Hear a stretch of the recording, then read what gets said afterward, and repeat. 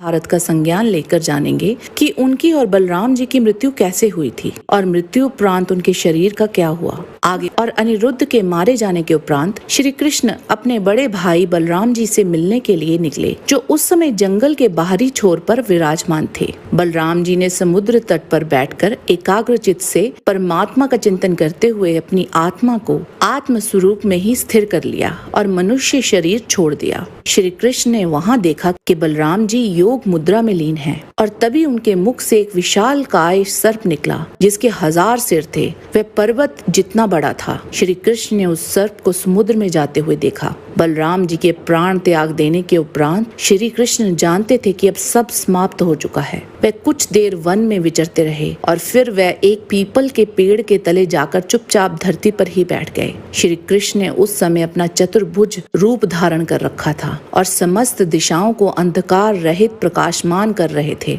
उस समय भगवान अपनी दाहिनी जांघ पर अपना बायां चरण रखकर बैठे हुए थे। उनका लाल लाल तलवा रक्त कमल के समान चमक रहा था। तभी वहां से जरा नामक एक बहेलिया गुजर रहा था। उसे दूर से श्री कृष्ण का लाल लाल तलवा हिरण के मुख के समान जान पड़ा। उसने उसे सचमुच हिरण समझकर उसे अपने बाण से भीन दिया। जब वह पास आया तब उसने देखा कि अरे, ये तो चतुर्भुज पुरुष हैं। अब तो वह अपराध कर चुका था, इसलिए डर के मारे कांपने लगा और श्री कृष्ण के चरणों पर सिर रखकर धरती पर ही गिर पड़ा। उसने कहा कि हे मधुसूदन, मैंने अनजाने में ये पाप किया है। कृपया आप मेरा अपराध क्षमा कीजिए या आप मुझे अभी के अभी मार डालिए, क्योंकि मर जाने पर मैं फिर कभी आप जैसे महापुरुष का ऐसा अपराध ना करूंगा। इस पर श्री कृष्ण ने कहा, हे जरे, तू डर मत।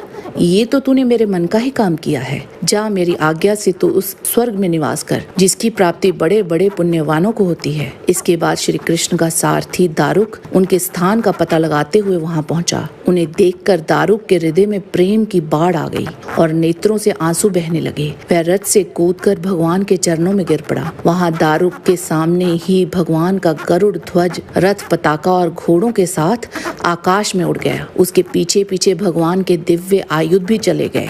यह सब देखकर दारुक के आश्चर्य की सीमा न रही। तब श्री कृष्ण ने दारुक से कहा, अब तुम द्वारका चले जाओ और वहाँ यदुवंशियों के पारस्परिक संहार, भैया बलराम जी की परम गति और मेरे स्वधाम गमन की बात कहो। उनसे कहना कि अब तुम लोगों को द्वारका में नहीं रहना चाहिए। मेरे ना रहने पर समुद्र उसको डुबा देगा। सब लोग अपनी धन संपत्ति, कुटुंब और माता पिता को लेकर इंद्रप्रस्थ चले जाएं। दारुक के चले जाने पर ब्रह्मा जी, शिव, पार्वती, इंद्रादि लोकपाल, बड़े बड़े ऋषि मुनि, यक्ष, राक्षस, अप्सराएं अथवा मैत्रेय आदि ब्राह्मण भगवान श्री कृष्ण के परम धाम प्रस्थान को देखने के लिए वहां उत्सुकता से आए। उनके विमानों से सारा आकाश सा भर गया और वे बड़ी भक्ति से पुष्पों की वर्षा कर रहे थे। श्री कृष्ण ने ब्रह्मा जी और अपने विभूति स्वरूप देवताओं को देखकर अपने आत्मा को स्वरूप में स्थित किया और कमल के समान नेत्र बंद कर लिए। आगे हम बात करेंगे कि आखिर श्री कृष्ण के शरीर का क्या हुआ।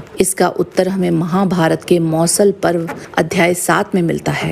बलराम जी और श्री कृष्ण के प्राण त्यागने के उपरांत अर्जुन द्वारका पहुंचे थे। वहां पहुंचकर वह मंत्रियों से बोले कि मैं वृष्णि और अंधक वंश के लोगों को अपने साथ इंद्रप्रस्थ ले जाऊंगा, क्योंकि समुद्र अब इस सारे नगर को डुबो देगा। इंद्रप्रस्थ में चलने पर यह श्री कृष्ण पौत्र वज्र तुम लोगों के राजा बनाए जाएंगे। अर्जुन ने श्री कृष्ण के महल में ही उस रात को निवास किया। वह वहां पहुंचते ही सहसा महान शोक में डूब गए। सवेरे होते ही वसुदेव जी ने अपने चित्त को परमात्मा में लगाकर योग के द्वारा उत्तम गति प्राप्त की। वसुदेव जी को अपने जीवन काल में जो स्थान अति प्रिय था, वहीं ले जाकर अर्जुन ने उनका दाह संस्कार किया। धर्म कृत्य पूर्ण कराकर अर्जुन उस स्थान पर गए, यहाँ वृष्णियों का संहार हुआ था। उस भीषण मारकाट में मरकर धराशायी हुए यादवों को देख अर्जुन को बड़ा भारी दुख हुआ। उन्होंने ब्रह्म शाप के कारण एरका से उत्पन्न हुए मूसलों द्वारा मारे गए यदुवंशी वीरों को बड़े छोटे के क्रम से सारे समयोचित कार्य संपन्न किए। तदंतर विश्वस्त पुरुषों द्वारा बलराम जी और श्री कृष्ण के शरीरों को खोज कराकर अर्जुन ने उनका भी दाह संस्कार किया। अर्जुन उन सब के प्रेत कर्म विधि पूर्वक संपन्न करके तुरंत रथ पर आरूढ़ हो 7वें दिन द्वारका से चले गए। आज के वीडियो में बस इतना ही। जाने से पहले लाइक बटन जरूर दबा दें और वीडियो अच्छा लगा है तो शेयर कीजिए। आपसे फिर मिलते हैं एक नए रोचक वीडियो के साथ। तब तक के लिए आप सबको हमारी शुभकामना। नमस्कार। जय श्री कृष्ण।